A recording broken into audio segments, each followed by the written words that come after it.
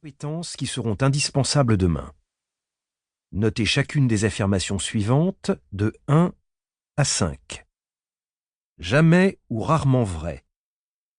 1 point. Pas souvent vrai. 2 points. Parfois vrai, parfois faux. 3 points. Souvent vrai. 4 points. Très souvent ou toujours vrai. 5 points.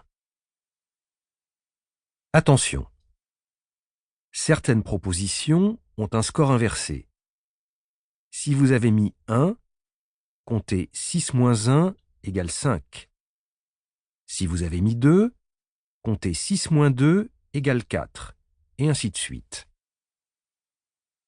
1. J'arrive à rester concentré sans me laisser distraire. 2. Je fais souvent des choses de façon automatique, sans vraiment y prêter attention. Score inversé. 3. Lorsqu'on me parle, il m'arrive d'être ailleurs. Score inversé. 4. Mon manque de confiance en moi m'empêche parfois d'oser. Score inversé. 5. Il m'arrive de défendre mon point de vue même lorsque cela m'est préjudiciable. Score inversé. 6. J'ai tendance à être trop critique envers moi-même ou les autres. Score inversé. 7. Je peux ressentir des émotions négatives sans réagir en fonction d'elles. 8. Lorsque je me sens mal, je fais tout pour chasser mes émotions négatives. Score inversé. 9. J'arrive à décrire précisément ce que je ressens. 10. Dans mon poste, je sais ce qui est essentiel et ce qui est secondaire. 11. Je connais le sens de ce que je fais dans mon travail. 12. Il m'arrive de réagir d'une façon que je regrette ensuite. Score inversé. 13. J'adapte ma façon d'agir aux situations et aux personnes. 14. J'accorde plus d'importance aux conséquences de mes actions qu'à mon intention. 15. Il y a certaines habitudes que j'ai du mal à changer. Score inversé. 16. J'ai sans arrêt de nouvelles idées. 17. J'essaie des choses pour voir ce que cela donne. 18. J'ai tendance à m'appuyer sur des façons de faire éprouvées. Score inversé. 19. J'arrive facilement à comprendre le point de vue et les réactions des autres. 20. Je me soucie des conséquences de mes actions sur autrui. 21. Lorsque les autres rencontrent des difficultés, je cherche à leur trouver des solutions. Score inversé. 22. Il m'arrive d'être en conflit avec d'autres personnes au travail. Score inversé. 23. Je n'ai pas de difficulté à donner et recevoir sans rien attendre. 24. Au travail, j'ai du mal à faire confiance. Score inversé. 25. J'ai une bonne hygiène de vie.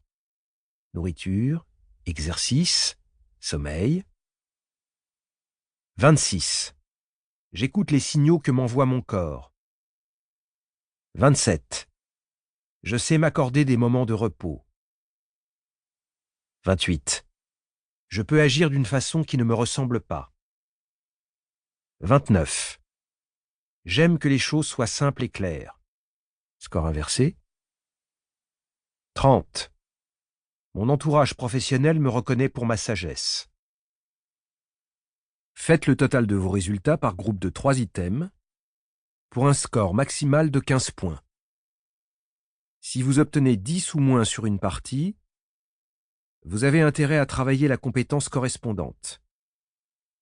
Suivez mes instructions pas à pas. Item de 1 à 3. Vous avez besoin de développer vos capacités d'observation et de concentration pour ne plus être aussi souvent en pilote automatique. Voir chapitre 1. Items de 4 à 6. Vos pensées occupent trop de place et peuvent vous jouer des tours. La flexibilité mentale est l'antidote. Voir chapitre 2.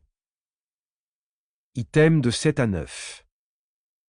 Apprenez à mieux utiliser vos émotions au lieu d'être utilisé par elles, grâce à l'intelligence émotionnelle. Voir chapitre 3. Items de 10 à 12. Mieux connaître vos valeurs vous aidera à trouver du sens et fixer des priorités. Voir chapitre 4. Items de 13 à 15. Vous pouvez adapter davantage vos réactions aux situations avec la sensibilité au contexte. Voir chapitre 5. Items 16 à 18. Sortez des sentiers battus en développant créativité et innovation. Voir chapitre 6. Items 19 à 21. Améliorez vos relations avec les autres grâce à l'empathie et la bienveillance. Voir chapitre 7. Items de 22 à 24. Travaillez mieux en équipe et prévenez les conflits en développant votre capacité à coopérer. Voir chapitre 8. Items de 25 à 27. Entretenez votre résilience en prenant soin de votre corps et en optimisant votre niveau d'énergie. Voir chapitre 9. Items de 28 à 30. Allez au-delà de vos tendances naturelles et faites preuve de sagesse en devenant plus complexe. Voir chapitre 10. Auto-coaching 1. Contrôler son attention.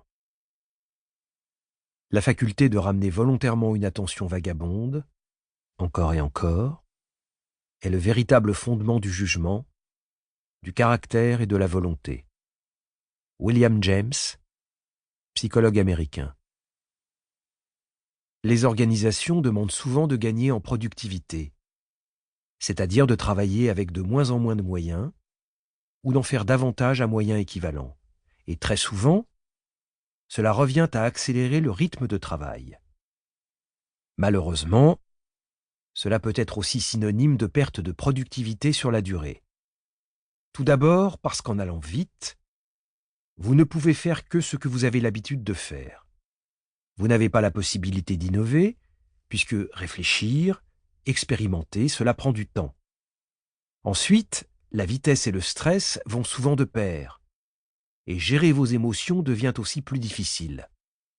Enfin, si la vitesse est tout ce qui importe dans votre poste, alors celui-ci est déjà en danger, car une machine finira toujours par aller plus vite que vous.